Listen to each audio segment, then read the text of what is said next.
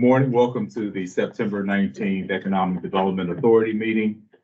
I trust that everyone had a good weekend.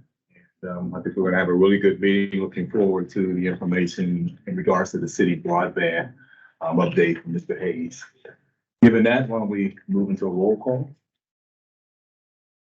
Yes, good morning and thank you, Chair.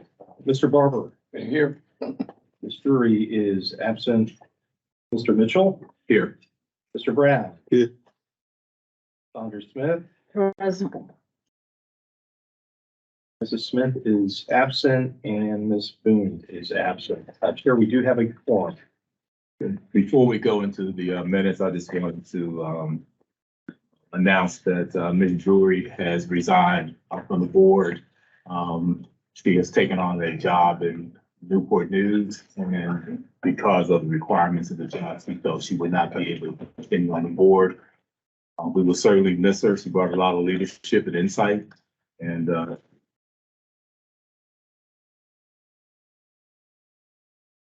given that, everyone has had an opportunity to read the August 15th meeting, and there are no revisions. I request a motion for approval. Motion to approve. Second. Take a vote. Mr. Barber. Aye. Mr. Mitchell. Yes. Mr. Brown. Yes. And Mrs. Saunders Smith. Yes. Chair, the item is approved by a vote of 4-0. Great. Having no new old business, sounds funny, no old business. We'll move into new business. We're very happy to have with us Mr. Hayes, who's going to talk to us about the city broadband initiative. Thank you so much, Mr. Chairman, members of the authority. Today, we have the opportunity to share with you the initiative that the city council started just about 5 years ago with its investment and moving towards a greater vision of making the city a smart city and moving along with that strategies to parallel such a plan. And so what you have today before you is the presentation that we gave before the local broadband authority just about a week ago to update the authority on where we are with the plans for the local fiber ring. Today's presentation, what we'll do is actually give you the update and progress of the Portsmouth network that we have, fiber network that we have, next generation network. Of course, we'll talk about the fiber consultant that we've hired and brought on board, as well as many of the benefits that we have by having the local fiber ring that we have. Many of those benefits will be obvious, but you'll also see that there are some added value to having your own fiber ring. Can you see that? Then, of course, we'll talk about funding opportunities for this because there are a lot of funding opportunities, sources, a few, but the funding that goes along with it quite a bit. And when it comes to the funding opportunities, there's the body grant, which is the Virginia Telecommunication Investment Fund that over the years historically have given localities the opportunities for broadband expansion. And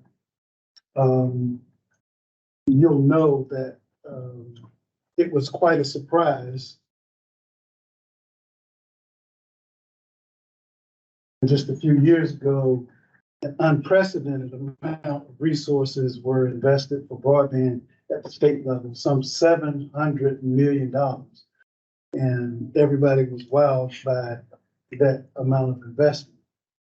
Well, if that wasn't enough, recently, as recent as just this past summer, June, it was announced more funding coming down from the feds to the tune of some $42 billion around the country, $42 billion to be invested for broadband expansion across the country. In the Commonwealth, our share is $1.48 billion. So with that, that federal funding comes down through the Virginia Department of Community Housing and Community Development, is actually managing that fund and managing the allocation of those funds. I'll talk to you a little bit about a process called a challenge to the federal maps. When I speak to federal maps, I'm speaking to FCC has put together a map of the country, map of each state. And data over the years has been submitted to them to say what is adequate speeds in our communities, who's connected to the internet, who's not, etc. They post a map of what that's supposed to look like. We look at it. If your community or your state doesn't agree with what's been laid out by the FCC, you officially can challenge that data speaking to your community. That's what Virginia has done. It has spoken to that original map and challenged what was originally put out. And with that, next steps are, because we were successful in those challenges, now we have to back up what that was all about. We need to go to the communities and prove that the speeds are not adequate. With that, funding comes to make sure that we have full deployment in our communities. That fund, the $1.48 billion is a part of what we call BEAD, Broadband Equity, Access, and Deployment is the name of that program. What that will do is hopefully target areas that are rural in nature, that never got the investment that they should have gotten or feel like they should have gotten, and or areas that are underserved or unserved in other communities as well. And then, of course, the strategy for why we have our local next generation network here in the community, as well as how that works along with a broader plan across the region, how the region has invested. There's a partnership amongst the Southside cities where each locality has invested $5 million to be a part of this regional effort.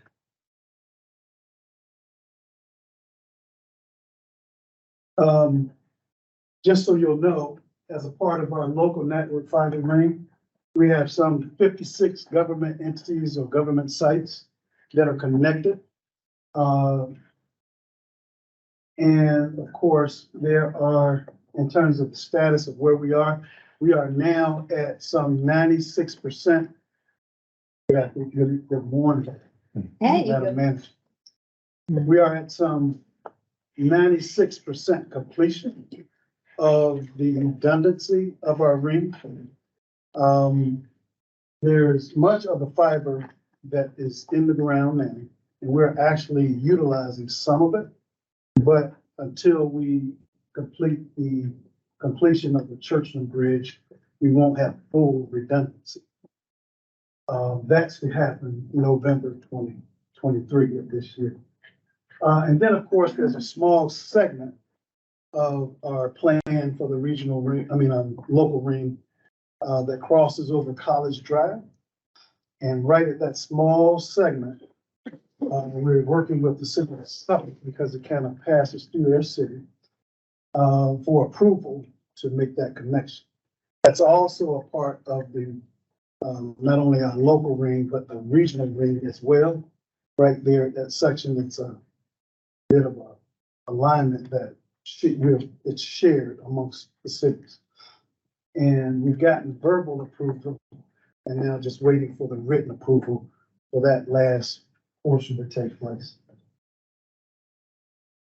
And then, of course, it's important to note that where we are with the completion, all of the fiber that has been run has been terminated and tested. So we don't have any issues at all. That's all been tested. Then, of course, wanted to let you know about the fiber consultant that we've actually brought on board. The name of the company is Broadband Telecom Services. The experience of the CEO of the company, Mr. Jeff Biko, is some 35 years of experience in the telecom industry. He actually was around at the original formation and master plan for the regional fiber ring plan and the partnership that we have amongst the south side cities. He actually developed that plan and proposed it for the cities to adopt. He's responsible for some $60 million of grant funding over the years of 22, 2023. And then, of course, he's a master at not only managing, deploying fiber rings and strategy, but also talking about the ancillary things that can come along with that to help our city with its alignment with our vision as being a smart city. Some of those projects we'll get into a little bit later. Smart poles, fixed wireless security cameras, sensor developments, which are in progress. So that speaks to a lot of things that can add value to some of the ways we can utilize the fiber ring beyond just everyday governmental use. In terms of the Internet of Things and smart poles, they've been able to deploy with some of the cities, some of the projects that Mr. Biko has led with the city of Virginia Beach, neighboring locale, PTC cameras. You'll know with pan, tilt, zoom camera initiatives, we have such an initiative here in the city. It's an expensive investment that pays off in terms of economic development, in terms of safety and security in the city. And we are under that type of initiatives underway even now. The difference has been, though, with this type of deployment, we'll be able to realize cost savings in our investment with the infrastructure by using some of this, not only with power and cost avoidance when it comes to providing power to those areas, but also access to the broadband and fiber rings with wireless.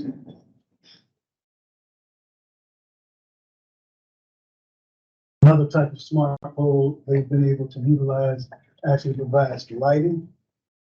Again, this is done without pulling from, say, Dominion Power and the city having to pay a bill, but you would actually have this solar panels with these smart poles that actually generate the power, and you can provide these in lighting, low lighting areas to help with deterrent of crime.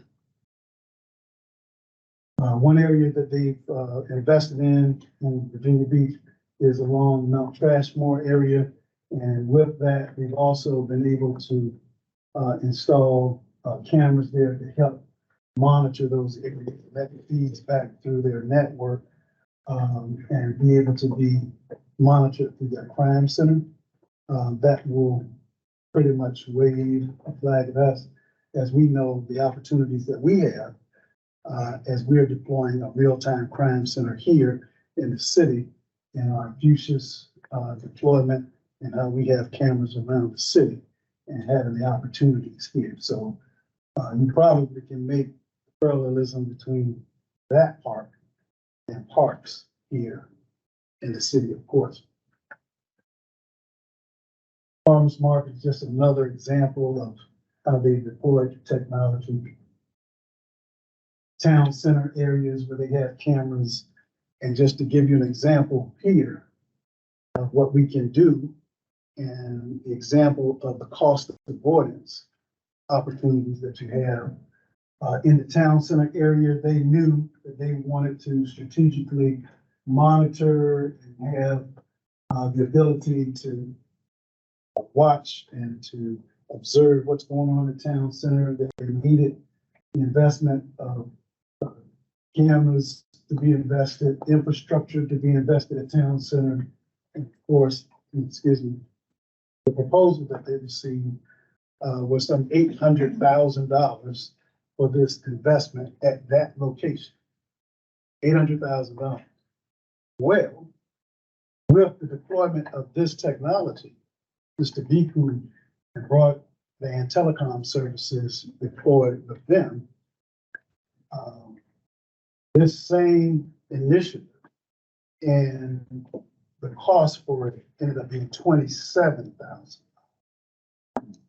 So you do the math, 800,000 and realized actually came in at 27,000. So savings there, cost of avoidance is self-explanatory. As I mentioned earlier, there's the body grant, which has been in place over the past few years, and communities have been and cities have been awarded some of that funding.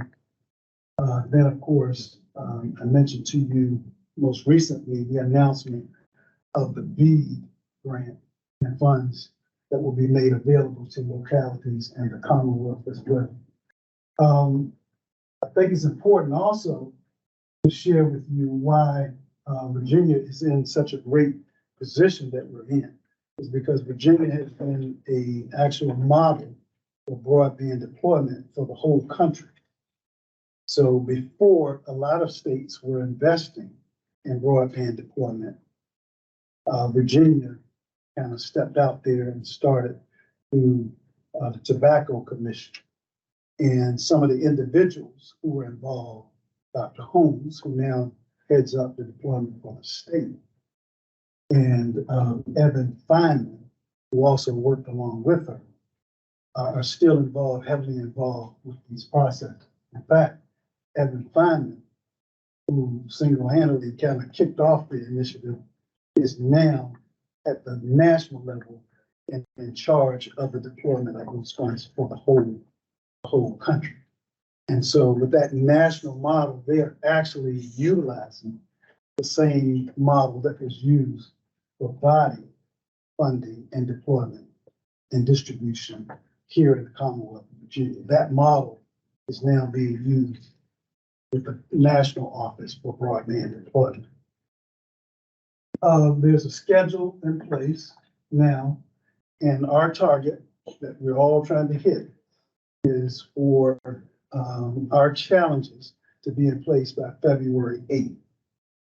So what that's going to require is that we are all participating in such a way that our communities measure the speeds that they have. And if those speeds do not meet the minimum requirements, then it gives us an opportunity to challenge what those maps actually say in terms of deployment. Now, just to give you a little bit of the backstory on those speeds and how they come about, what's defined as broadband. A lot of times I don't like to use the term broadband because it can be somewhat misleading if you talk about where broadband is deployed, depending on what that definition is under that administration, right? For instance, FCC level, they will define what broadband is by certain speeds. And so if you have lower speeds as a requirement, when you deploy a map showing where the coverage is, it might show that you have more coverage and adequate coverage than what's actually needed. You know, technology has grown, has become more demanding, right, over what types of technologies are deployed. So we require more up and download speeds in order to benefit from that technology. So if, I don't know, a future administration or a past administration lowers the speed and shows that things are covered, they might feel like we don't need to invest as much as we should. Right? So, under the current administration, that definition has changed and the requirement for the speeds has been upped. So it's required for higher speeds in order to meet the definition of what broadband actually is. That speed now happens to be 100 up and 25 down in terms of speed.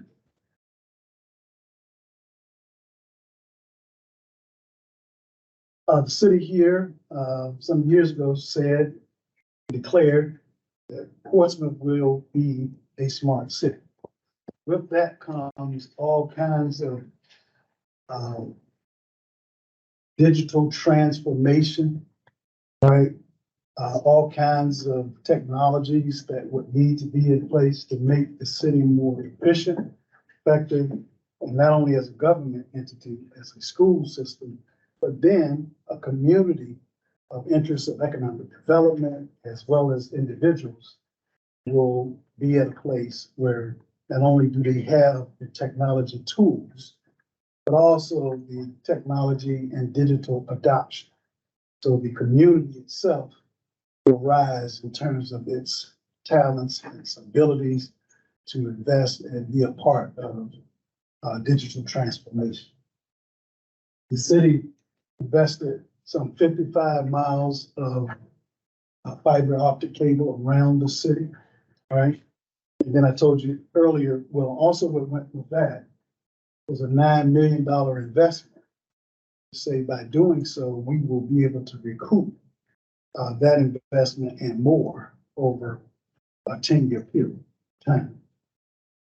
Not only are we a part of the 55 miles that we run right around here, but the 127 miles around the region also as a part of that partnership. So we'll have our focus here locally, but we're also a part of the regional strategic plan as well.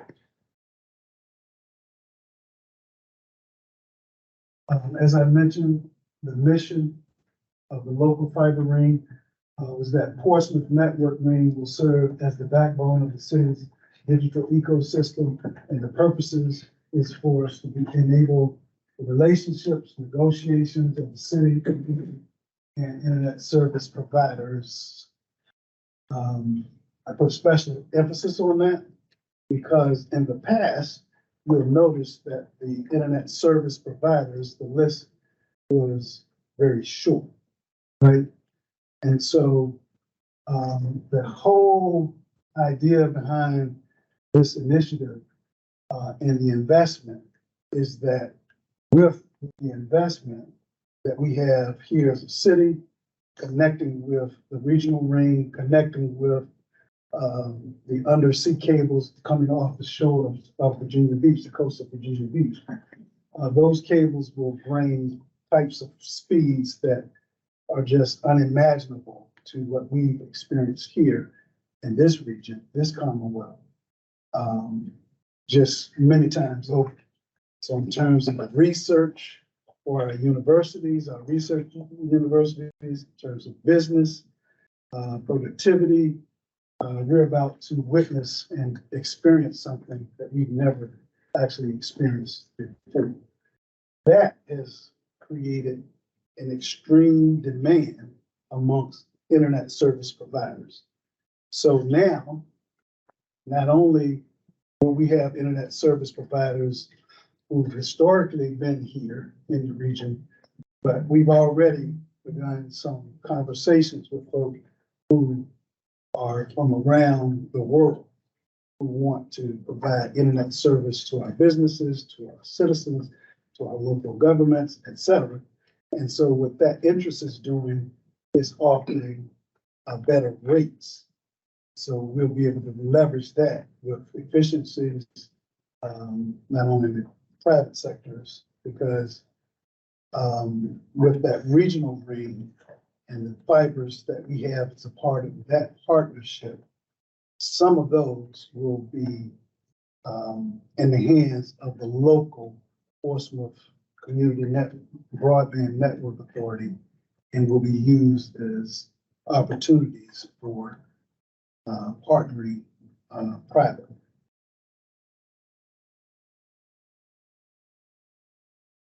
I mentioned that connecting with the underground, the cables off the coast of Virginia Beach through a data center there in Virginia Beach. Global Links is our plan for cities data center. And with that also, we will have the opportunity for a 10 gig circuit. As opposed to today, our circuit is around 1 gig, if we even get that sometimes. But consistently being able to realize 10 gig circuits for all of our community anchor institutions, libraries, our recreation centers, our local areas, businesses, is something to behold. Just to give you an example of a cost avoidance model, if you will, this is not an actual example of what our cost is. It's just a model to show you, once we get into the numbers, what potentially we can realize. So if you take the 56 sites that we have, and let's just say we're paying $1,000 for community anchor institutions to be connected, then monthly, that's $56,000. Annually, $672,000. And over 10 years, you're talking some $6.7 million if we continue at that rate. Well, with this type of model and the type of conversations that we're having, we're able to see where some of these 56 sites monthly going to like $1,800 as opposed to $56,000 as a city. Annually, $21,000 as opposed to $672,000. So over 10 years, that costs $2.1 million as opposed to $6.7 million. I mentioned to you earlier, we're at 96% deployment for a full redundant ring right now. However, we have been able to utilize some of the fiber that we have in the ground now. Some of the places that we have it and utilizing it now, the current fiber ring is at 206 building just next to this facility where our police administration happens to be. The 311 building where EOC, the fire department administration is. Our 700 building, the Port Center property, where we have our data center. And we've also invested there at our compound where we have many different agencies there off of Frederick Boulevard to have the type of technology now that has enhanced and increased their productivity and speeds over there by connecting the fiber, as opposed to some of the past technologies that we've been using over there. And they can tell you, productivity-wise, what a benefit that's been when you're trying to access the city's database that's back here over older technologies, trying to perform a task or a function, and it was taking 15 minutes to do a transaction, and now it's taking 2 seconds. So that kind of gives you the idea of productivity-wise what folks are able to do. This is just an image of our local ring and how it has been laid, the conduit that's across and around the entire city. Even now, there are just a couple of places, I think I've mentioned to you already, Churchman Bridge here. That part just isn't, the conduit's there, just that the fiber hasn't been run through it. And then College Drive, only about 75 foot needs to be pulled there. Then, of course, South Side, Regional Connection Ring, Fiber Ring, 127 miles of, conduit laid, fiber laid in many of the places in Portsmouth. We're like way ahead of all of the rest of the, deployment because it kind of initiated and started here in Portsmouth. Norfolk, Virginia Beach, Suffolk, Chesapeake are all, at full development as we speak. As a part of a master initiative, even a greater plan. And I see Brian kind of nodding his head because he's probably heard and been around some conversations. As we look at the entire globe, there are folks who look for opportunities to connect with data, right? And so there's an initiative in play as we speak to connect Richmond area with the Hampton Roads region in its investment in fiber investment because of those offshore, the undersea cables that are being invested off the coast of Virginia Beach. That initiative is called RVA 757 Connect. So you begin to hear things about that initiative. It is to hopefully create a global internet hub. So universities here in Hampton Roads, universities in Richmond will be able to ride off of a type of backbone and speeds. And Jefferson Labs is another part of this initiative. William and Mary, Norfolk State, Old Dominion, Virginia Wesleyan, many of our universities here are all a part of this initiative. Centera Health, I think, is a part of it. Dominion, Virginia Power, Facebook, Amazon, they all see this as a great opportunity. And so our investment here locally helps us leverage ourselves with being a part of that initiative eventually. And that concludes my portion of a presentation to you. You just open up for questions. Mr. Chair. So I can jump right in because I'm sure there'll be a lot, so just jump in. Who initiated the initiative and like, is there an owner of this ring? Which initiative, Mr. Brown? The initiative for the cable ring, for the network ring. So we have actually there are three situations going on with the ring. Mhm. Locally, there's a Portsmouth ring, and then that ring will connect with the regional ring on the south side. Then I just mentioned to you this also greater plan that the Richmond corridor and Hampton Roads corridor is interested in doing something about that. So to be able to point to an individual, I'm not sure I can do that. All I know is there's a great thing happening. And with that great thing happening, there's more energy and more excitement, and folks just want to be a part of it. Yeah, I'm just curious as like who's the entity behind the development of this? And is Portsmouth considered a hub for the regional ring? Portsmouth is a part of the regional ring. Your city decided that it wanted to partner with the other South Side cities to be a part of that regional ring. But then also your city decided that it wanted to invest in its own local fiber ring as well.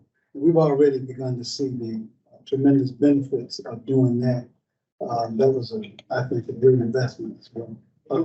So Go ahead.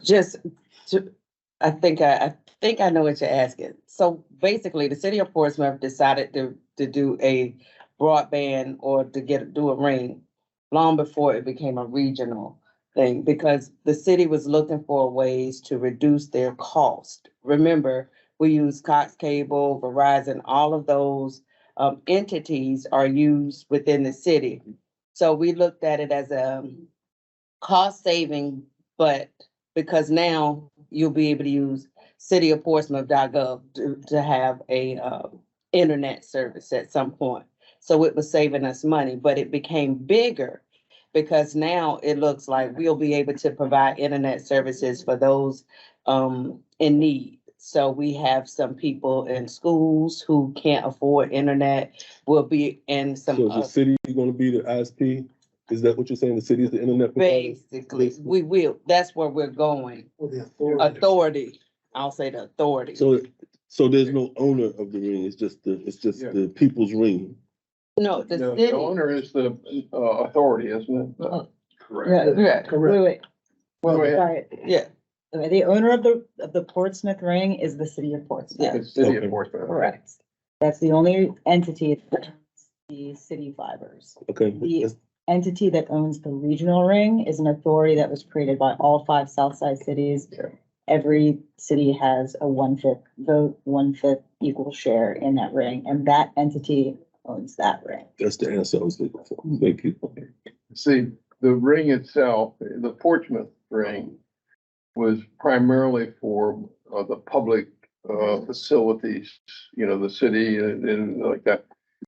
Is the city is the operator of the ring, or do you contract with the operator? the city, it's ours. It belongs to the city, but the city by code, state code, was able to set up a local network authority. Right.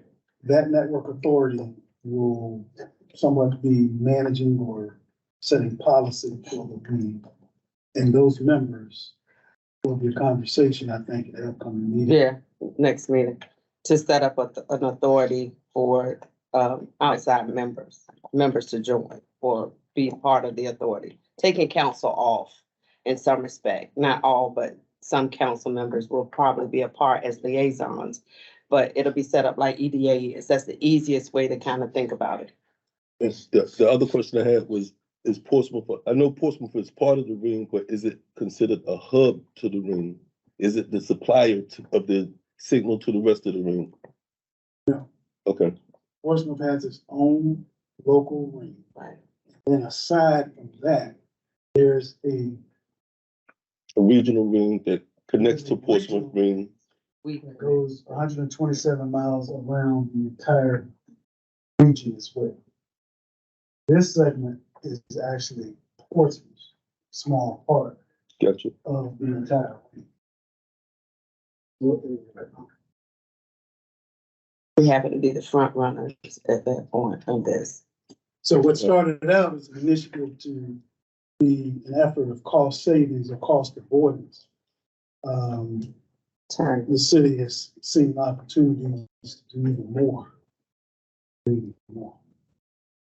Will there be the opportunity for internet service providers to access the ring for there, and how will that work?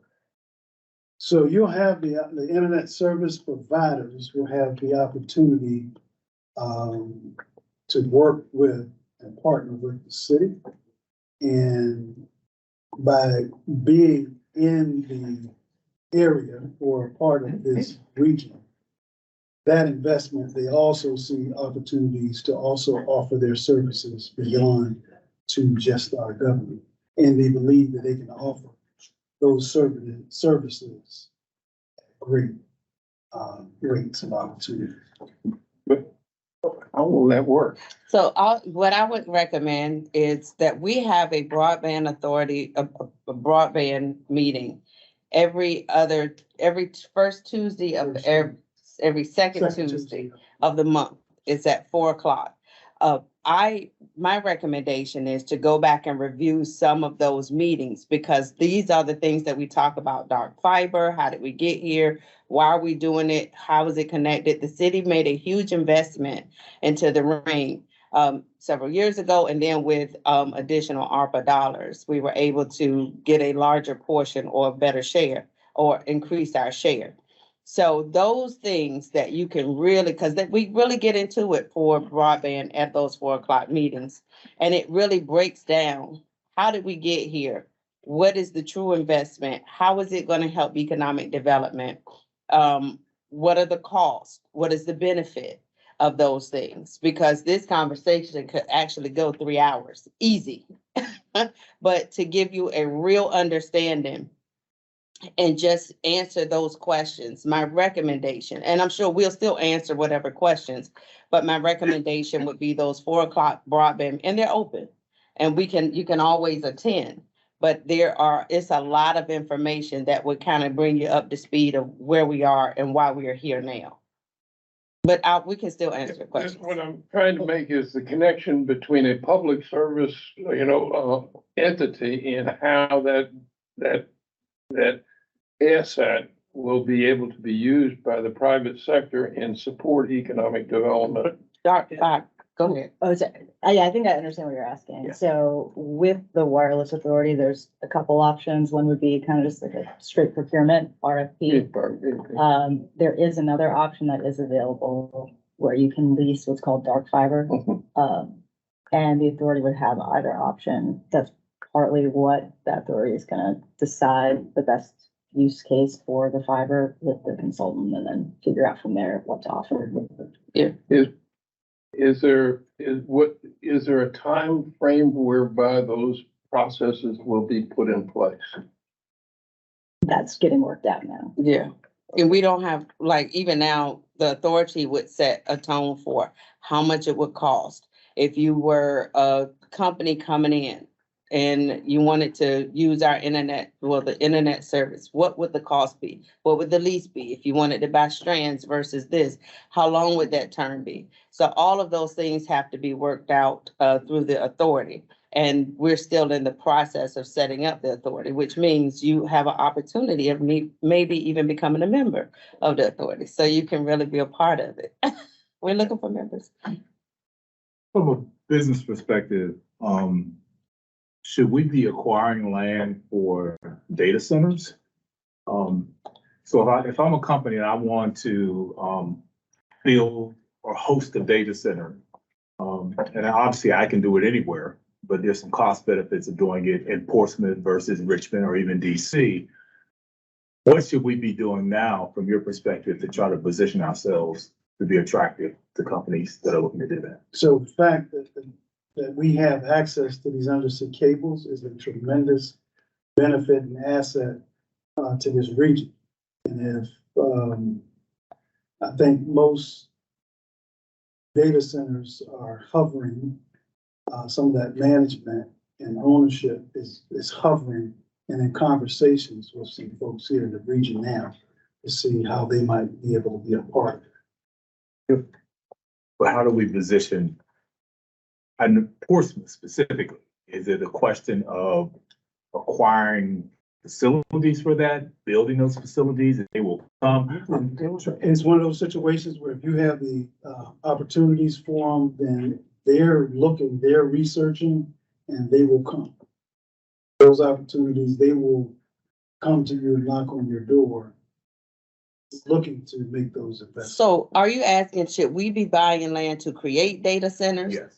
No, because we don't create data centers. That would come from a developer or an independent. But I guess what I'm saying is designating areas within the city of Portsmouth that we think would be attractive for data center to come, acquiring that property, and then finding someone to build on that property. So in the way of, I guess, strategic investment, as a part of the regional ring, as a part of our local ring, there have been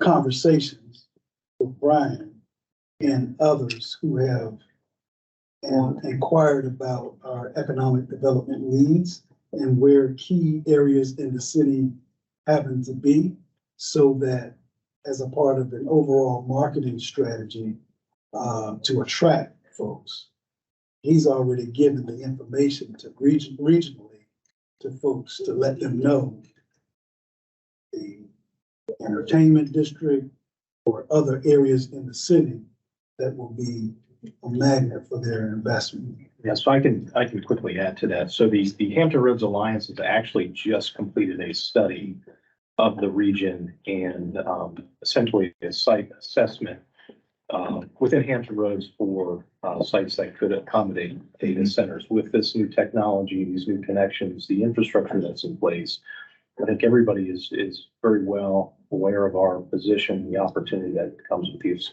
international connections now. That study did assess every locality within the region. Portsmouth did not have any identified sites in that study. The reason for that, we are often confronted with this issue, is lack of available land in the city. And I'll give you an example. AWS, the largest data center provider, Amazon, their minimum site requirement for a data center is 100 acres.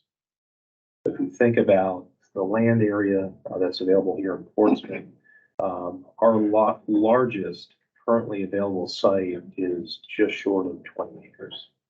Are there opportunities for data-centric uses? Yes. If you recall, we were working with a developer on a micro data center on the High Street Innovation District. While that didn't move forward, we think that could potentially be a future need and demand, but not your typical large-scale data center that I think, Malcolm, if I understand correctly, you're inquiring about. I'd be happy to circulate that study with you and share the information therein. That's kind of the issue that we've been faced with is finding those large sites. But I'm excited about this. I mean, this is a big deal. For the state, regionally, locally, for many things, not just data center uses. This will help support business in general with providing high-speed connectivity for various things. If you look at our port-centric operations here, logistics companies are incredibly dependent on data. So when we talk about looking to recruit new business, warehousing, distribution facilities, they need these connections. It's a global industry. The Port of Virginia is highly dependent on transmission of data, so they are going to benefit. Same thing can be said for the defense industry that's here and we're working to attract. So this is a big deal, but all the work that city manager and Kelsey Broadband Authority has done to kind of package this together. Once it's ready, our mission is then to go out and help promote it so we can attract new business and help our existing businesses connect to this network. You mentioned smart city, and when will we see applications that will assist in that? So for example, there are some cities, if you see a pothole, you take a picture of it and you can automatically send it to the appropriate department. When do you foresee that the day-to-day consumer will be able to see the benefits of this beyond having just access in their home, but as they communicate with city government? So I see it every day. We're beginning to see those opportunities even now. We have apps and things right now that you can notify the city of things going on in your communities, See, Click, Fix, and others that are being integrated into our applications that we have with the city even now. I can tell you there are initiatives, conversations that we're having now about having the opportunity as a business or as an individual that you'll have a dashboard assigned to you, right? So Mr. Mitchell can log in. At that dashboard, you see your personal property taxes, you see your real estate taxes. You happen to have a restaurant, so you're collecting special taxes, food taxes, special prepared food taxes, etc. And you have to pay that to the city and report monthly. To be able to log in and have a dashboard where you can literally report your receipts every month, make that payment every month electronically. All of these types of things are part of digital transformation that we're beginning to feel and see even as we speak. Yeah, I think there's a lot of things out there. Again, our challenge at the city is in how to get the information out so that you'll know that it's there and available for the use as a citizen. It's no matter what we do, we can travel on every avenue, whether it's Facebook, internet, anything. It's just hard for put information in your water bill. People, unless they're seeking out information or looking for something specific, they're not, the avenue that they may go down to find it. We're still looking for people to tell us what source, how do you seek sources of information that would help us to provide it to not just you, but other people in the city that may use that same avenue of communication. And See Click Fix, along with some other applications, as Mr. Hayes has addressed, we still have people to say, I've never heard of that before. And we've had so many different ways of communicating that, whether it's public work sessions, whether it's online, whether it's in your water bill, whether it's a banner or any, Facebook, and you still have people who are not aware that this stuff is out there for city use, for citizens to use. So, and if you have any recommendations, I'll take them. Because this is going to be huge. And I want to make sure that when we get to the point to push it out, that we address every opportunity to inform people that it's there. My last question is, we've talked about a lot of stuff here. You talked about safety, education, city government. As you prioritize that, which ones will we see first? And are there people leading each one of those segments in terms of what they would like to see as a result of this initiative? Everybody want everything at one time, right? That's what All I'm of trying to the above. understand. What's first? What am I going to So, see down first? What you've seen, what you may not have seen, but already are a part of, is safety was a huge part of the use of what we did technology wise. We have the Fuses system, we have cameras, we have a meeting tonight at 5:00 if you would all would like to attend or be a part of. And we're talking about some of those things that we've implemented in the city as well. See Click Fix has always been an app there, but it's becoming more robust in the use of it as a marketing tool and as a part of getting the information to the city. You always have Bernadette, who is a definite person that everybody communicates with in the city with their issues. But if I had to reflect a priority, I would say we definitely crime, because that was a big push, a heavy lift, but we're over the finish line with that now for the uses of the cameras, and we have some more things that are coming as well. I would say, and safety. I mean, that's just a number one priority in the city anyway.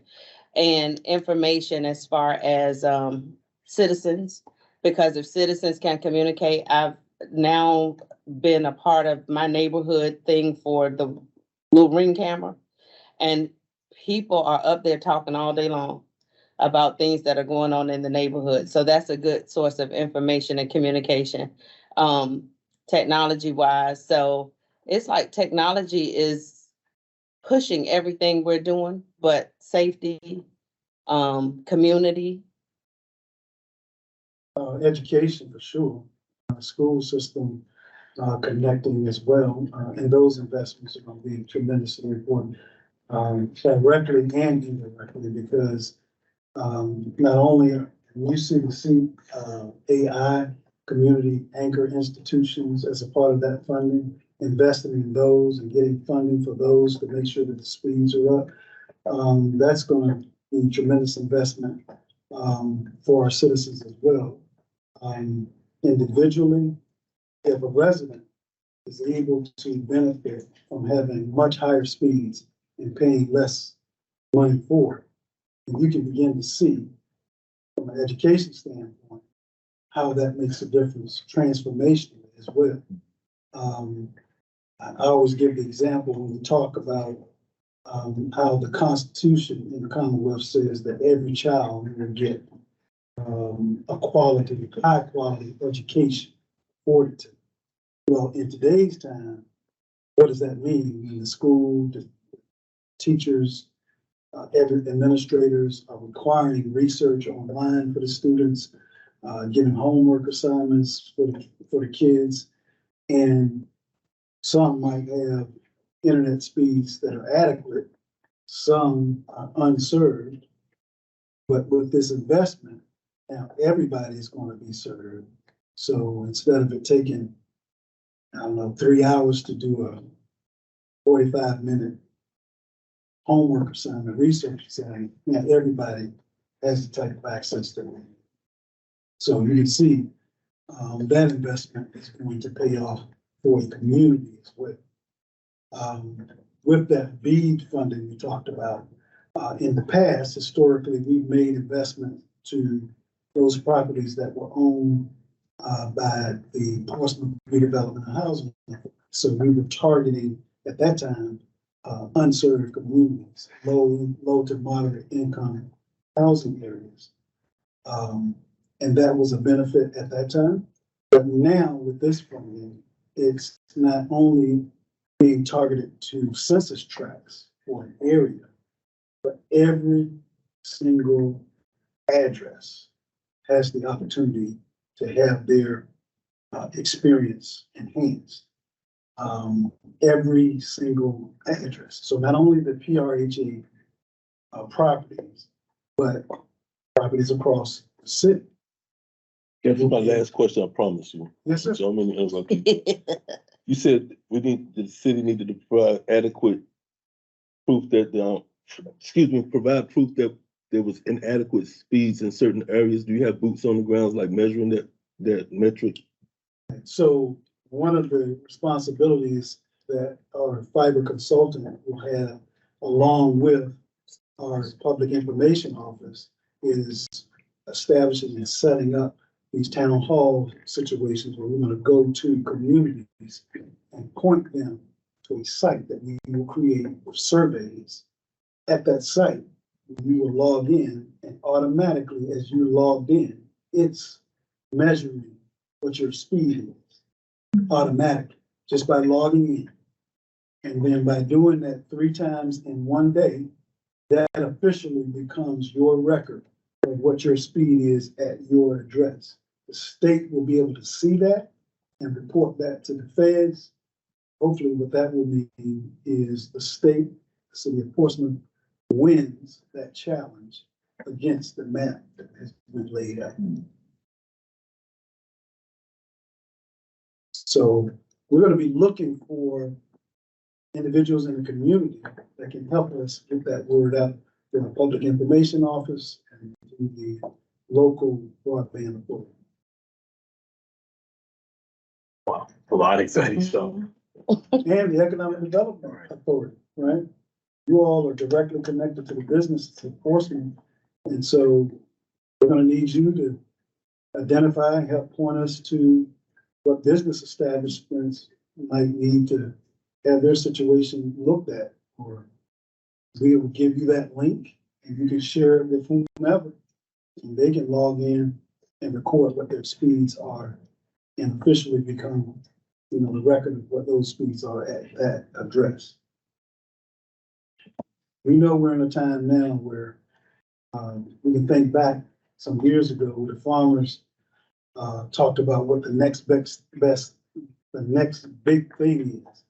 They were talking about electrification, right, in rural communities, being able to have power. Well, the next big thing now is making sure that you're connected to the internet, and not only connected, but you're connected in such a way that you have a robust experience while you're online. Your visits to the doctor, I'm here to tell you, they won't all be you get in your car and drive over to the doctor's office. It will be telemedicine.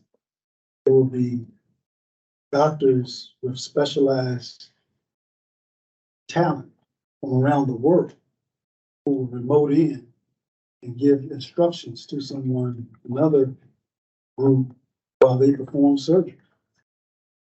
I mean, that's happening even now. So in terms of healthcare, pointed out education, what that experience is for kids, businesses, our government entities. We don't want to be in a situation where we get left behind. So, and Portsmouth is right on the cusp of all of this happening. You're already positioned, teed up nice and high. And so you're just implementing the plan and the vision that the council has had. I know we're running late on time. I just wanted to make one final comment about the challenges and how you can test your own speeds. A big problem is just general adoption. So even if internet is available here, there are a fair amount of people who just don't subscribe to the internet. So they have no way of proving whether if they did subscribe, they'd have the right speeds. And that's going to be huge for the challenge. There are still federal programs that give extremely discounted rates for high-speed internet. Honestly, it's like $30 a month or something like that. That $30. yeah, that you can qualify for. So this is the time that you're doing outreach. You can try to get people involved in those programs and sign up so they'll be able to actually test their speeds and be a part of that challenge process.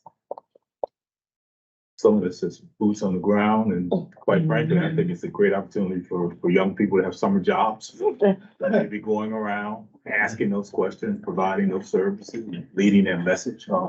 It's just thinking differently instead of the way we always do things. It's part of the challenge. So.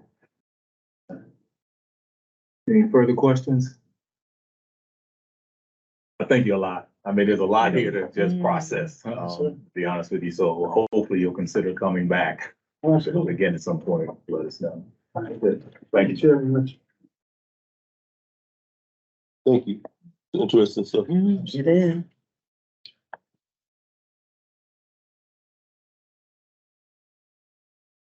Before we go to the business investment grant, Brian wants to introduce the team.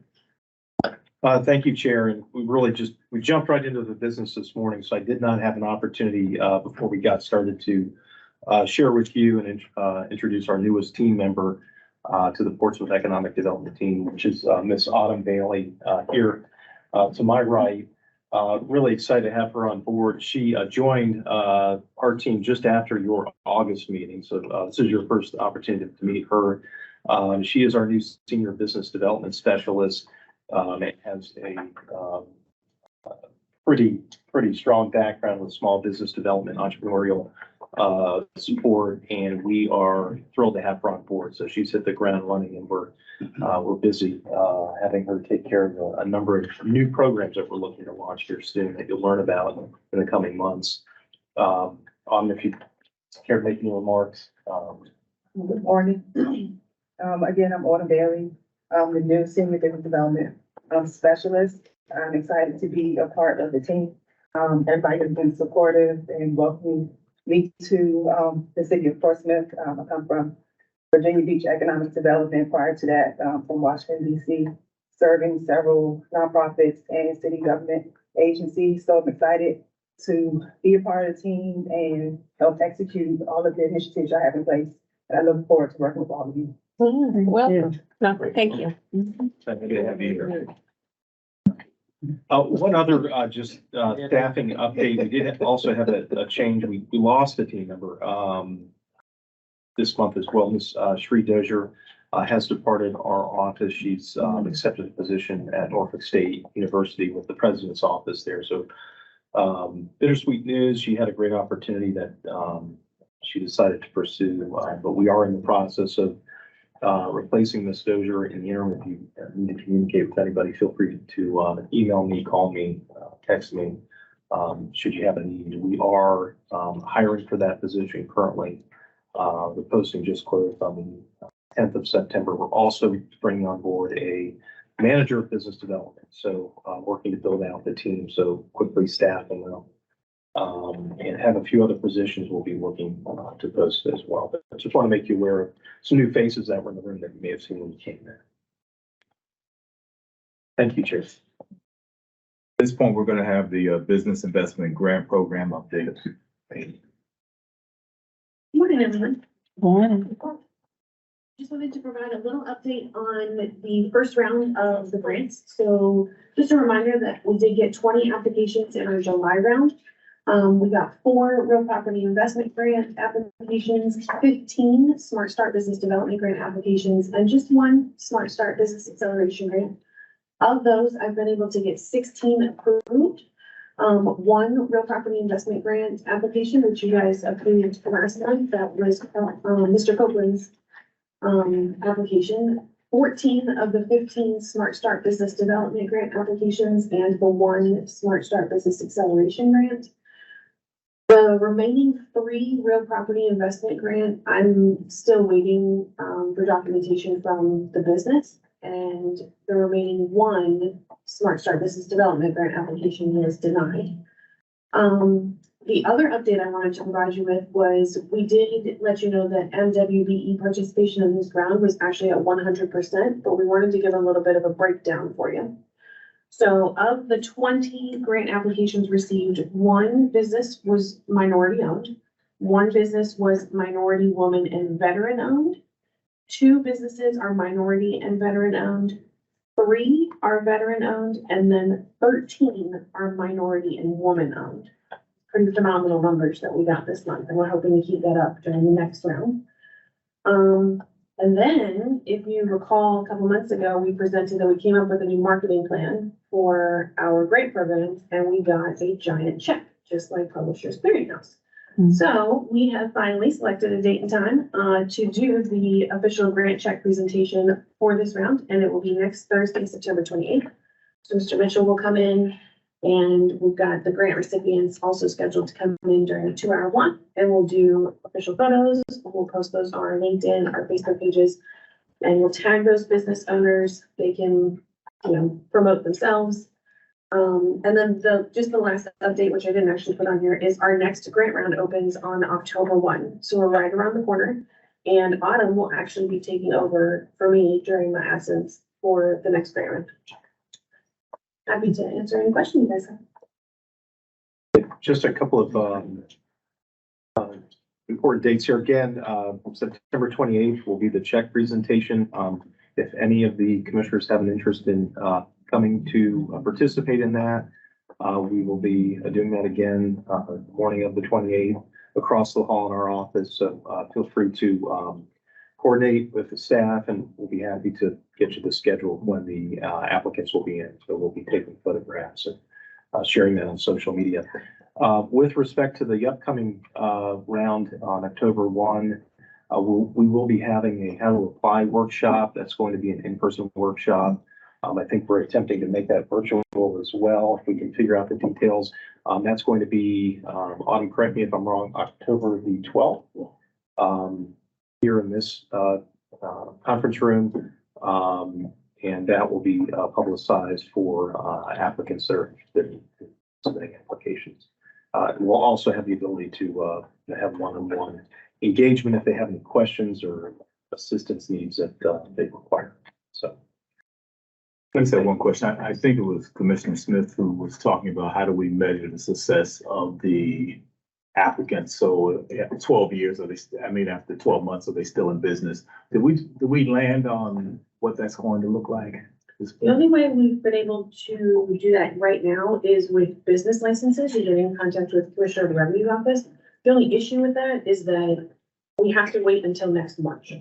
Essentially, that's when business license renewals are due. So I have to wait until April 1 to check with the Commissioner of the Revenue's office to see, hey, did they renew their license? And then we've come across at least one, because I did reach out to everybody that was on the list from FY22 where they did not renew their business license.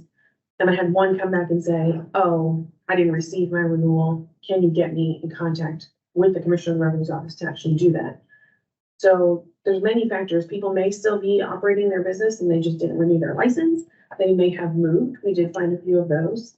And that's it. It's a little bit of a struggle. I'm still trying to figure out a way to track that. Okay. That's fine. We would like it to be accurate, but it may not be, but at least it's a data point that we can start looking at going forward. So that's true.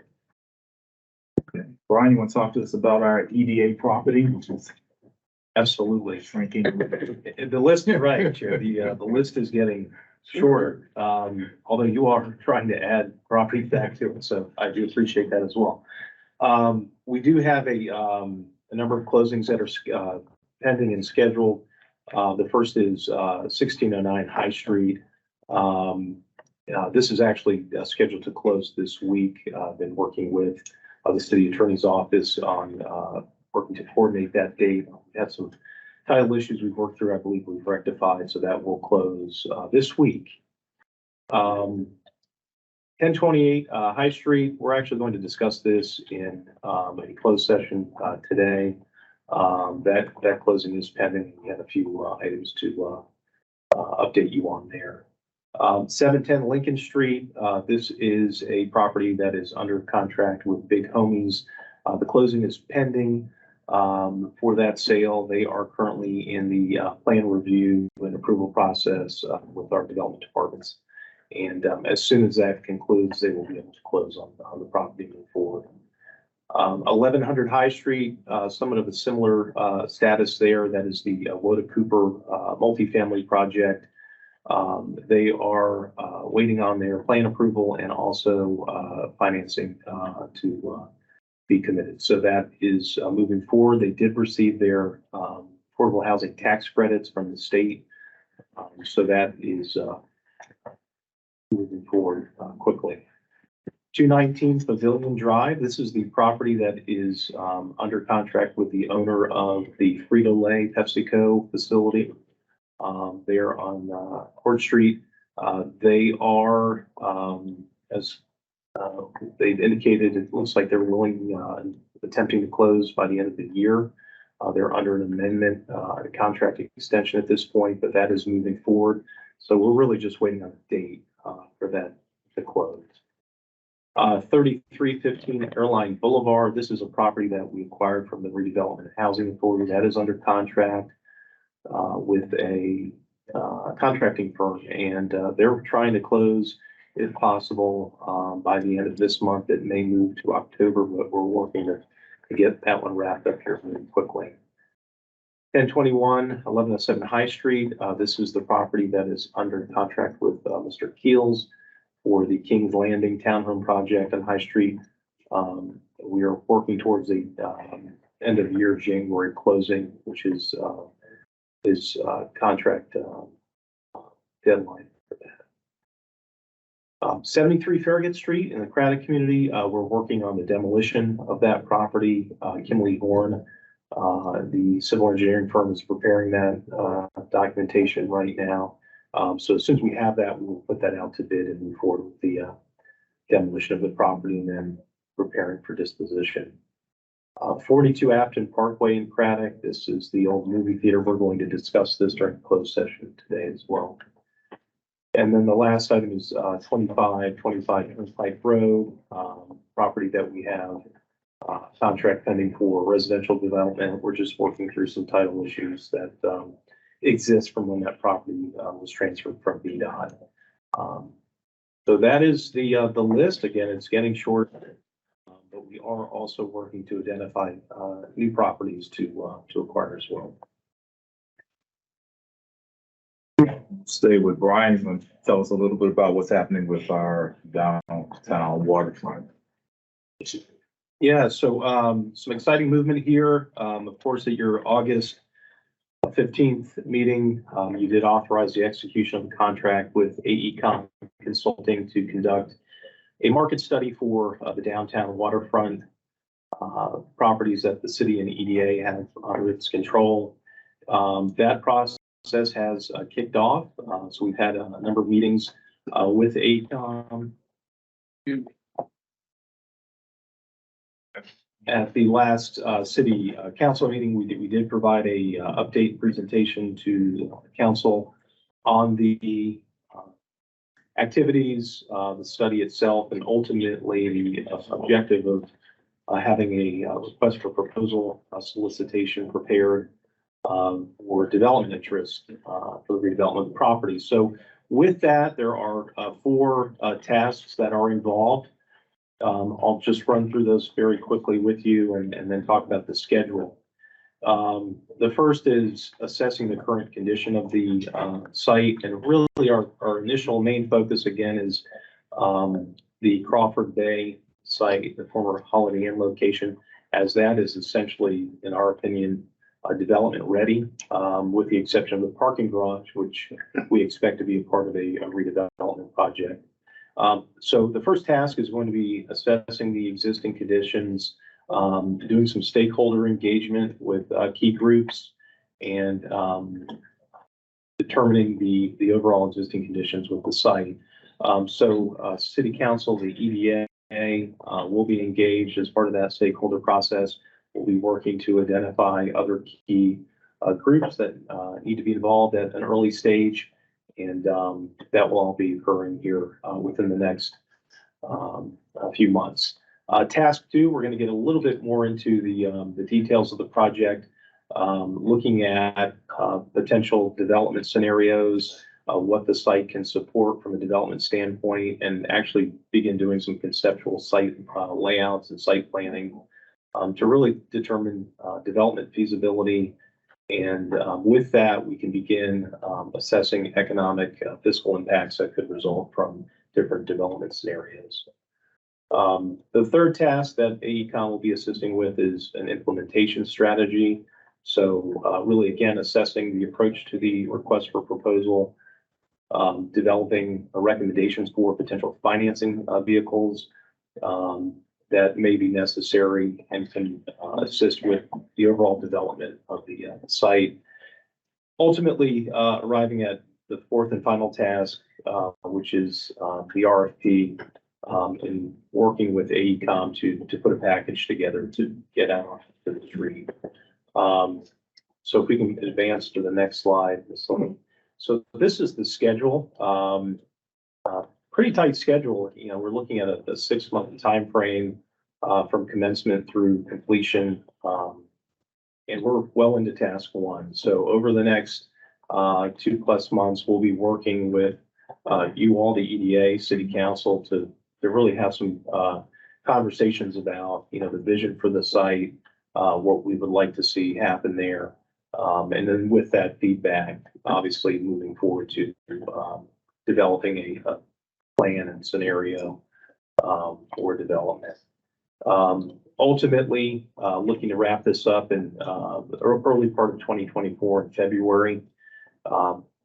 Following that, we'd be looking to assemble the actual solicitation package with City Council's authorization, your authorization, dependent upon the results of this work, looking to get that out onto the street in what we would hope would be spring of 2024. So just an update on where we are in the process. You will obviously be getting updates periodically, but certainly my intent is to come before you every month going forward at your meeting with just an update on the progress that's being made. Any questions? Thank you, Brian. Yeah. Given that, we're going to go into a closed meeting. Chairman, I'd like to move go into closed meeting pursuant to code section 2.2-3711 A.3 for purposes of discussing the acquisition of real property where discussion in an open meeting would adversely affect the bargaining position or negotiating strategy of the public body, specifically regarding 1028 High Street, 1013 through 1015 Queen Street, 400 Hatton Street, and 42 Aston Parkway. So, well, need a second, sorry. Second. Thank you, Mrs. Saunders-Smith. Read the roll. Mr. Barber. Aye. Mr. Mitchell. Yes. Brown. Yes. Saunders-Smith. Yeah. And Mrs. Smith. Yes. Chair, the item is approved by a vote of 5-0. We are now in a closed meeting. Mr. Chairman, I'd like to move that each commissioner certify to the best of his or her knowledge only public business matters lawfully exempted from open meeting requirements under the Freedom of Information Act, and only such public business matters as were identified in the motion by which the closed meeting was convened were heard, discussed, or considered in the closed meeting just concluded. A second, sorry. Thank you. Roll, Mr. Barber, Aye. Mr. Mitchell, Yes. Mr. Brown, Yes. Saunders Smith, Yes. Mrs. Smith. Yes. Chair, the item is approved by a vote of 5-0. Now in open session, we're going to pause for just a moment while we get the presentation swapped out. And looks like we're up and running. Your next item is item submitted by commissioners, and I do believe we have the item that Commissioner Saunders Smith would like to share with you all. Yes, I think I told you a few months ago I had gone to Canada and I was really impressed with this particular food hall that they had there that I thought would be excellent for our entertainment district. And I think I told you about the fact that it just brought in so many different cultures. It was a mingling place. They had music, and I just thought it would be ideal. And just so happened, I was looking at the news and it came across a similar, and I wanted you to see what I was talking about. So, okay. Okay. Yeah, I got a cold one now. Where to go for lunch or dinner, you might want to try a food hall like this. Where one friend, for instance, can get some Latin street food, and you can get some New Orleans Cajun cooking, if that's what you want. This is not some 1980s food court. Instead, it's the hot new trend in dining out. This is a complete dining and entertainment experience. Eric Volter, manager of this Ohio food hall, says if you want it, they probably have it. Wings and barbecue, ramen, pizza. Tiffany Brown's booth, San Janetta's, cooks up Southern-style mac and cheese every day.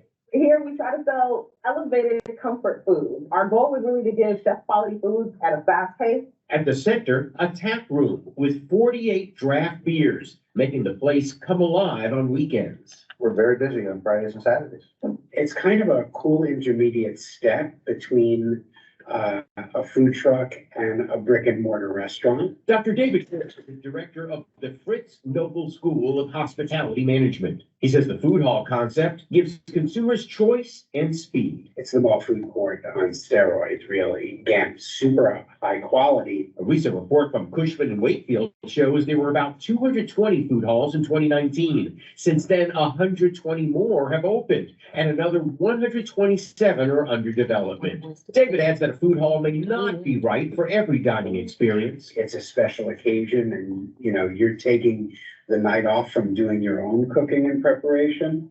You may want that full service experience. Ulysses Lutz, here for lunch with his family, says a food hall is something everyone needs to try. Yeah, what's not to like? And that way you don't waste your money on John batteries. Yeah. Okay. But yeah, it was just a robust area that a lot of people came. And in the afternoon, they had music. They also had coffee shops. They had ice cream store. They had a lot of things encompassing this one big space. And I just thought that would be perfect for the entertainment district. I like it. They have something similar in Pittsburgh. And Winston-Salem. Yeah. Mhm. They have a big screen Yeah. outside where you can watch the It's game. great, yeah. I think it's a great concept. Yeah. We went to the one there and I was like, ooh, what's this? Yeah. Yeah. So I guess there's a company or that they do this. They build them, I guess. You know, I think there are various models. Okay. Whether it's a public,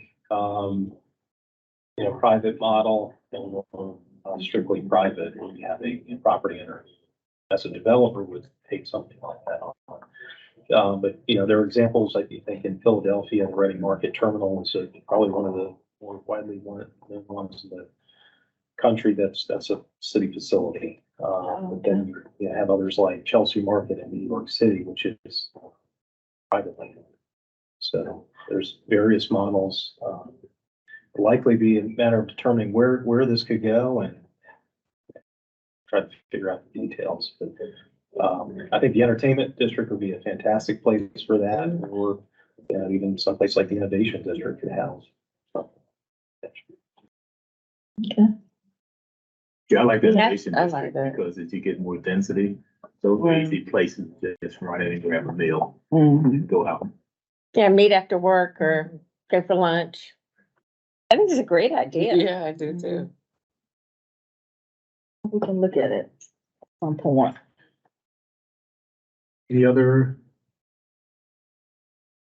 I just had hadn't talked, Oh, I mentioned it to Brian over the phone, but I had missed the meeting and I didn't even know that we had one coming up, but I was thinking about an EDA golf tournament, but there's one tomorrow and I'm actually playing and I'm signed up for it, so we want to explore doing it for a Portsmouth EDA later down the line. That was an idea that I was talking to Brian about over the phone.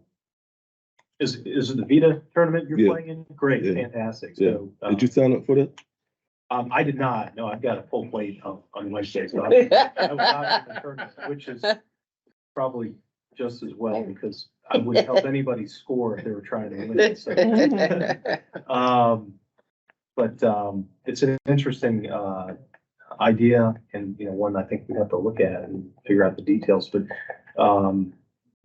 the tournament tomorrow is part of the, Virginia Economic Developers, Association, conference. So they've got a golf tournament at Idaway. Tee time, I think, is 11:30 tomorrow. So if there's anybody interested in participating, I think they may still have some slots open. Interesting proposal. Yeah, I do think it's an opportunity for us to figure out some way to recognize small businesses each year, business of the year, even if it's a small dinner. I know Brian struggles with resources, so it's not fair to ask him to do all that. But I think it would serve us well to recognize some of the businesses, small businesses, Portsmouth. I was gonna ask Brandon, if he could share any feedback from his presentation to council the other night.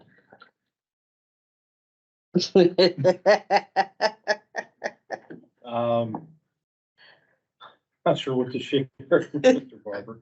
I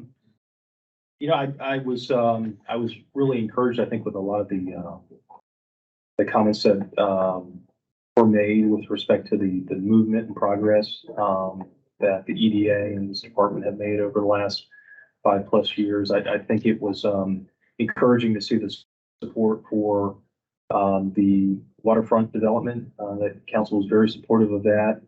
And, the fact that, there was a desire to be involved, and to be partnering with the, Economic Development Authority. That was my takeaway, but you have a city council member here at the table who probably can respond. And your question may be better than I, because they were on the receiving end of the presentation. So. I think, Mr. Dunn, you did a good job. I think there's a lot more conversations that need to be had on council side. I think EDA is doing a good job. But yeah, there's a whole lot more conversations that need to be happening on the council side. And I think once we get that part addressed, and people realize, I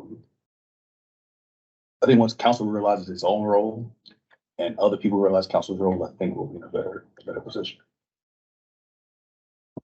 Yeah, I was there. I would echo that as well. I think there's one councilman where I think his heart's in the right place, but the way he positions the subject, I think alienates people. Yeah. But I think there is an issue around disparity, and so I guess we're trying to figure out when that's going to come out and what guidance we can get from that. And subcontractors is a tough issue, trying to manage them. And it is. And what happens is when you're a contractor and you're hired to do a job, one of the things we do for our RFPs now is we have where they have to list their subcontractors with the city. It's just part of that. But a lot of them don't always list it as part of the package. So we have to try to do a better job at saying, this is a requirement, and some come back and say none. And they're not doing all that work by themselves. I mean, that's unrealistic. But, and And a lot of the contracts we get through the state with the cooperative agreements, they have to list them. So we're able to get that information. But again, we're relying on the contractors to give us that information. They don't have to list it anywhere other than, giving out 1099s with the IRS, but there's nothing I can really do about that. But we're just trying to find a better way to track that as a mechanism for when we are reaching out or when we're awarding these contracts to contractors on a higher scale. And it's important to stress that there are limitations on what the EDA and the city can require from developers and businesses coming into the city. Certainly if we have a role and there's a stake to be had, we have some say. I think the casino is a good example of that. But for private projects, which they're, 80%, I think, of the investment that I shared on last Tuesday of that, $1.5 billion, probably 80% of that were privately executed development projects that the EDA and, my office, other than assisting them through their processes, has any control over. So we don't really have a say in what their minority participation plans are. And that's just as a matter of fact and law. So we don't necessarily have control over that. But where we do have the ability to require that or request that, it's important that we do have that policy, which we're working to develop. So that's, on EDA controlled sites or EDAs providing funding support. But for a privately owned business coming into Portsmouth, while we can certainly make that ask, that would be aspirational, but it would strictly be voluntary. But in that sense, if it's a stipulation that they have a certain amount of minority participation in their contract and they submit their proposal without meeting that stipulation, we should just disregard their proposal at that point because they didn't meet the requirements to submit their proposal. In Richmond, I do a lot of contracting with the government. And if I submit a proposal that doesn't meet their SOW, they reject it. They send it back. As simple as that. So I have to either adjust it to meet the SOW to be considered or get rejected. I think that's where establishing policies and criteria come into play. Because we started doing aspirational because we didn't have anything to force it. So what we start doing for ours is saying you have a 3%, 10% minority participation you have to do. And we created aspirational until we could get this, the disparity. Right, but you can't force force anybody to adhere to your aspirations. They may be, I don't want no minorities on my company. To get the contract. Right. That's what I mean. To get the contract, if you didn't meet the aspirational goal, we were like, no. Reject it. Yeah, that's understandable. It's logical. Yeah. I guess what I struggle with all the time is just an analysis of what are the skills that we're not able to provide a contractor to Portsmouth. And given that, maybe it's electrical work, maybe it's brick basement, but whatever it may be, how do we create a program that positions people by partnering with them to say, look, you may get X percentage off if you partner with an existing program to try to build electricians.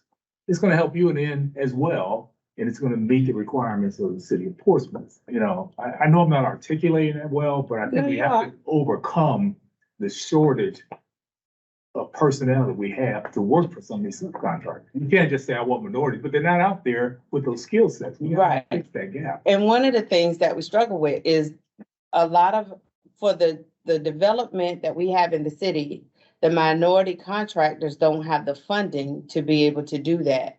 Again, you're looking at funding sources. If I want to go build this building, the ones who are going to probably submit and doing my solicitation are going to be the ones who can afford it. And so a lot of times our minority contractors don't have that level of the dollar amount to start a big development. So how do we help them to do that? How do we attract them to say, hey, what is the gap that we can bridge here? And again, that's just not a Portsmouth thing. I think that is it has a bigger scope. The startup funds or the money to be able to say, you know, this phase is gonna cost $1 million. So you may have to carry that as a developer as you're doing phases before you get your draws to say, okay, I can float that. A lot of minority contractors, and I'm not saying everybody, but a lot of that has been the challenge in being able to float those level of funds to be able to do that in a city of this, you know, when you come to a big development project. So it seems like the minority contractors get the smaller jobs because it's the affordability and it's a quicker turnaround. If I have a job that may take me 6 or 7 months to a year, I'm asking, you have to have the funds available to do all that. So the minority contractors come in and they are able to be subcontractors, but to get the RFP on it is a whole nother situation. If part of the requirement allowed for the minority contractor or the small contractor to receive a portion of the payment that he needed to fulfill that contract up front, then he could have some money to leverage against. But that goes with the the work he did level and of then trust. delivering. Right. But if you don't do that for everybody, so Right. then what's gonna stop you from being able, because the next person that may have the money says, well, you did this for X, Y. So are you playing Yeah, we could do a favoritism? lot of ifs. We could do ifs all day, but that's a solution. If the minority contractors, if the project was $100,000 to do, and a minority contractor gave you a bid, and in his bid he stipulated I would need at least 50% to start the contract, and you made that 50% available to him, then you would eliminate that problem of him not having the funding to start the project. So realistically, if you had You're a paying him project, $100,000 anyway. but if you had that project at your house, would you give someone half of the money up front? Somebody you don't know, somebody you've never done business with, and you would give them 50,000, really? I've received contracts like that from the government where they give me the money up front to purchase the equipment that I need to go and install their installations, and then I do invoice them for the installation portion of it after the work is done. So there's a way to help small businesses if you want to help small businesses, but if you want to just keep. Well, I mean, it's a process. So if that's something that is a consideration for economic development, I think that you develop a process and procedure to vet those out. And whatever the criteria would be to make that determination and maybe put a cap on how much upfront. But I would think you would have to get something to know that, because that's money, you know, so it's just a matter of saying, as a policy and a process to do that.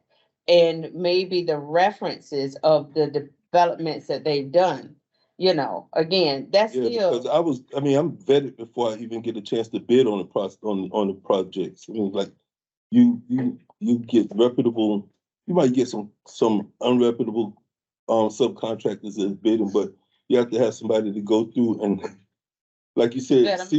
see what their past performances were, see what their capabilities are, and see if they can provide you what you want in the statement of work that you put out for them.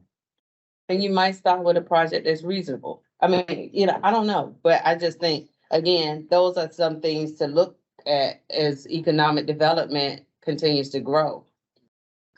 Two questions. Do we have a CDFI that works in the region?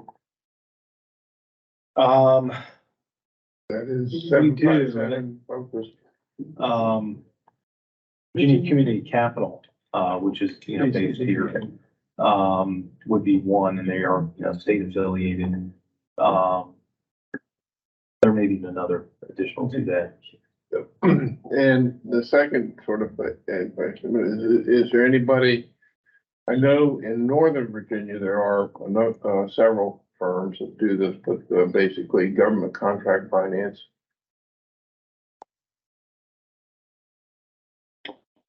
Because to both of your points, Go in to other words, SBA there is a Investment funding, Capital website, and they give you 15 pages of everybody in the state that does capital finances for small business. That's Yeah. SBA, IC. Yeah, but in terms of what you were saying is that there are some niche firms in Northern Virginia that will do, financing, exactly what you were talking about in terms of they will, if you've got a government contract, they will upfront, the financing for that, per fee, of course. And then in order to get you started. So then the other aspect would be if you had a community development finance institution, Virginia Community Capital, does that, but they do construction finance primarily. They are, on a short-term bridge financing, but you would need to set up with them some special, criteria and some, ways to deal with that for a special program but if there was a local CDFI, then that would be a better, way to work. Right. Well, what we can do is research, Virginia Community Capital and what programs they have that they can offer. The other thing that I would suggest is, might be helpful if we got, Monique McWhite, business owners, personal. University's, Business Center. There's a lot of work with, small businesses from a government contracting standpoint, a lot of which is federal and state, but, maybe we could have Ms. McWhite come and speak to you all about some of the, programs that she's aware of and then, there may be a role for us to be able to support another institution, but in order to be able to manage a financing of that nature, you need to have somebody that is actively involved in the types of financing to be able to underwrite them properly. Right. And that's what I thought. I don't think it's so much as a role for the city, but I do think that we have to develop those or encourage those relationships with the financial institutions to do their role would be. And then I also think what you're saying about partnering, maybe there is, like, for instance, when in the state you get tax credits if you do X, Y, Z, to fund your project. Maybe if you're partnering with a minority, you get some type of incentive or credit for doing that. I don't know what the avenue is for that. But to say that the city would somehow upfront money, Yeah. I think that's outside of the role of what the city is supposed to do. But I It's not like, outside the role, it's negotiation, it's contract negotiation, so but I like if I'm trying to, if I send you a proposal and you like my proposal, and I say, okay, but I need 50% of this to get started, you're gonna have to pay me 100% of the job anyway. Why not pay me 50% to get started if you want minority participation to take care? Right, but there's so Because you many- don't trust me at this Right, point? no, but there's so many pockets to that they need to get ready back in accordance with banking and rules and regulations. I mean, it's not just giving you the money. I mean, you gotta be able to. That's the only thing we're to talking do all- about right now is the Yeah, money. but give you the money, you don't even have the skill set of how. No, before to we do already it. said you need to Right. check their past performances and Yeah. their ability to complete the contract. So we already know this is a reputable subcontractor. He's done a lot of work. He just doesn't have capital on hand. He might have, And that's he why- might have 20% of the money that he needs to get started on hand. If he requests in his contract, I got 20%. I've done this before with the government. I don't know how the city works, but I've done it before with the government. Like, Yeah. and they invest a lot of money to buy equipment for them and then go down there, install the equipment, and then build them later after the equipment is installed. I'm still waiting on checks for them. They slow sometimes, but the trust issue shouldn't be a factor if you're doing business with them and they're a legitimate business person. It should be like, you should be able to absorb some of that trust. Our banking institutions to do this kind of stuff, because I mean, actually, and that's how the city can leverage its dollars, is where it puts its money if you're doing these types of things for minority businesses.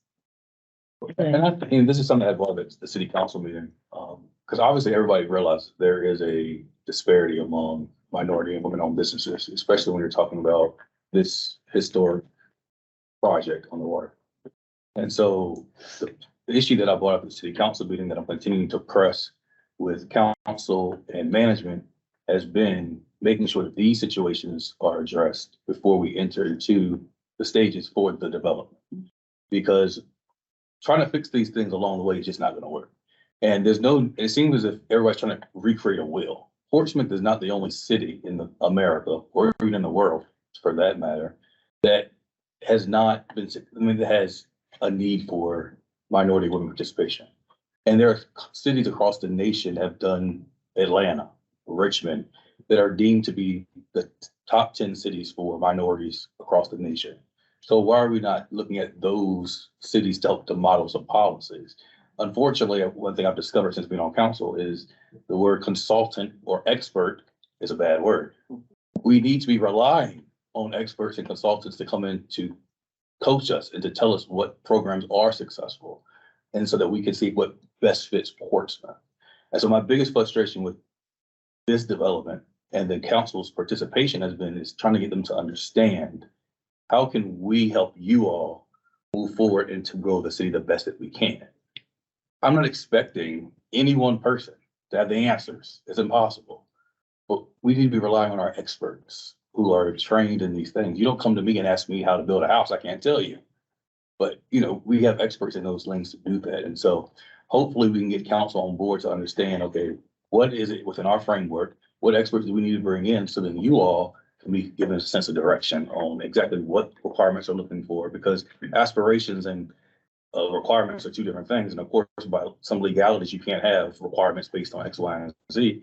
But once again, what is in our parameters to do that? And it's frustrating to get people to understand that. And so that's kind of where we're at. Yeah, I still think it's a method, it's a matter of taking action. Like, there's different types of contracts, and contracts are meant to be negotiated. So if you want to really help a small business, you can make the steps to help that small business get on board. It don't have to be an issue of, I don't trust him because he's a small business or he's a minority business. If they are in business and have a proven track record, and we want to move forward with them and they need some help, I think it's up to us to be able to help them. If we're requiring them to be part of the solution. Like you. So the contract that you received for the bond requirement? No, there weren't bond requirements. So it's different kinds. Some of them I have where I don't get paid until I finish the job, which means I have to front the money for the equipment myself. There's other contracts that I bid when I know I don't have enough money to buy all that equipment on hand. Can you help me with this equipment, or can I invoice you in advance for the equipment and then invoice you again once the job is done? And it's a negotiation process. They either say yes or no. If they say no, I could pull out of the contract because I know I can't meet their requirements. If they say yes, then we move forward and they deposit the money, I buy the equipment and go install. So it varies. It varies on the agency. I'm doing 2 jobs for the Air Force and 2 different types of with the exact same scenarios that I just mentioned to you. One, I have to buy everything up front. One, they're giving me the money up front. So it's just different type of what you negotiate. And if the contractors come in and negotiate, subcontractors come in and negotiate to be a part of a grander contract, and they need some help, I think they should be able to at least request it in their contract. We don't have to acknowledge it. It might be another contractor that's just as good that has all the money. So we don't have to do it for them, but it depends on what we get offered. Funding, grant programs and federal, and they all have their own stipulations. Mm-hmm. And I've managed grant programs that were funded 100%.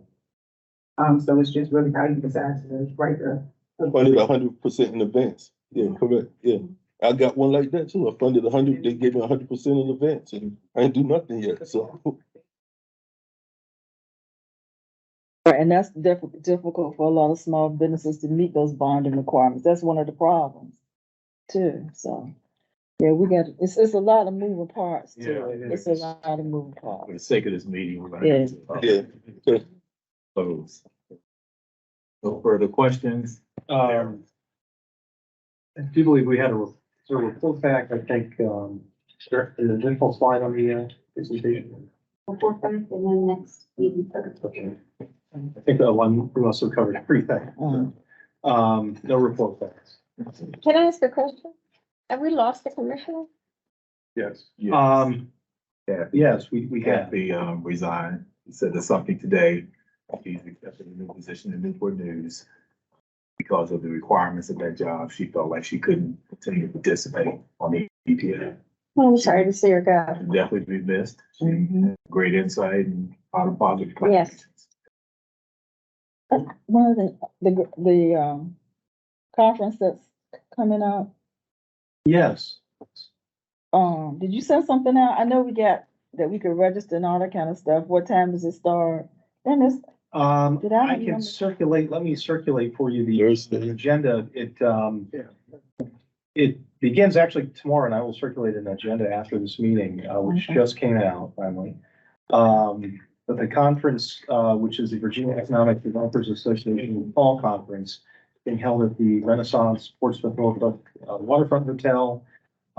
It will begin, actually, tomorrow, which is the registration.